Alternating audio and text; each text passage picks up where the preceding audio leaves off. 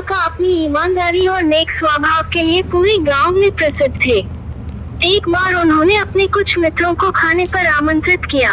वे अक्सर इस तरह इकट्ठा हुआ करते और साथ मिलकर अपनी पसंद का भोजन बनाते। आज भी सभी मित्र बड़े उत्साह से एक दूसरे से मिले और बातों का दौर चलने लगा। जब बात खाने को लेकर शुरू हुई तभी काका को एहसास हुआ कि नमक तो सुबह ही खत्म हो गया था।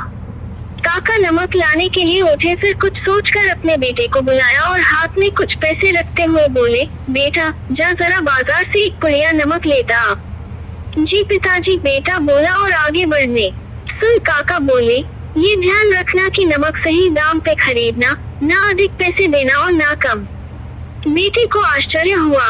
उसने पूछा, पिताजी अधिक दाम में ना लाना तो समझ में आता है, लेकिन अगर कोई मोल भाव करके मैं कम पैसे में नमक लाता हूँ और 4 पैसे बचाता हूँ तो इसमें हर्ज ही क्या है। नहीं बेटा, काका बोले, ऐसा करना हमारे गांव को बर्बाद कर सकता है। जा उचित दाम पे नमक लेकर आ। काका के मित्र भी ये सारी बात सुन रहे थे। किसी ने बोला, भाई तेरी ये बात समझ ना आई, कम दाम पे नमक लेने से अपना गांव कैसे बर्बाद हो जाएगा। काका बोले, सोचो कोई नमक कम दाम पे क्यों बेचेगा, तभी न जब उसे पैसों की सख्त जरूरत हो। और जो कोई भी उसकी स्थिति का फायदा उठाता है वो उस मजदूर का अपमान करता है जिसने पसीना बहाकर कड़ी मेहनत से नमक बनाया होगा।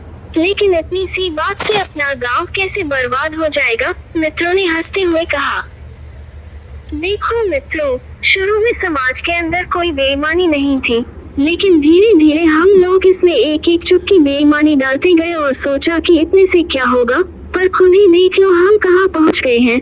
आज हम एक की ईमानदारी के लिए तरस रहे हैं।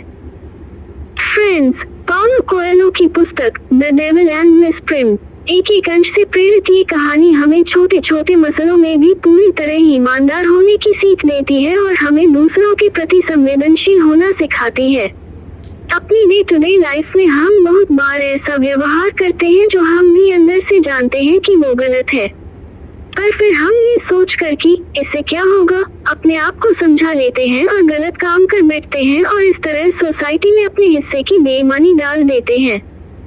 चलिए हम सब प्रयास करें कि ईमानदारी की बड़ी बड़ी मिसाल कायम करने से पहले अपनी रोजमर्रा की जिंदगी में ईमानदारी घोलें और एक चुटकी बेईमानी को एक चुटकी ईमानदारी से खत्म करें।